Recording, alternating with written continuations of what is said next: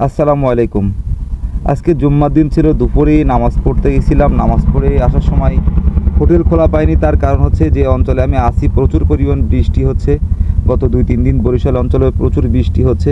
খাওয়া দাওয়ার খুবই অসুবিধা ছিল। তো দুপুরে হঠাৎ করে কি বুদ্ধি করি, কোনো বুদ্ধি না খুঁজে পেয়ে গাড়িতে চাউল ছিল, 2টা ডিম কিনে নিয়ে গেছি, আলু ছিল, তো আলু ভর্তা করলাম, ডিম ভাজি আর ঘি ছিল, সেটা দিয়ে দুপুরে বৃষ্টির মধ্যে খুব সুন্দর একটা খাওয়া দাওয়া হয়ে গেছিলো। বিকেলে চিন্তা করতেছিলাম, পরে সন্ধ্যাবেলা চিন্তা করলাম আজকে দুপুরে খাওয়াটা যদি ভালো মন্দই হয়েছে, মানে খাইছিও আসের নামাজের সময় হয়ে গেছে, রান্না বান্না করে খাওয়া দাওয়া করতে করতে। তো চিন্তা করলাম রাতের বেলা হালকা খাওয়া দাওয়া দিয়ে শেষ করব।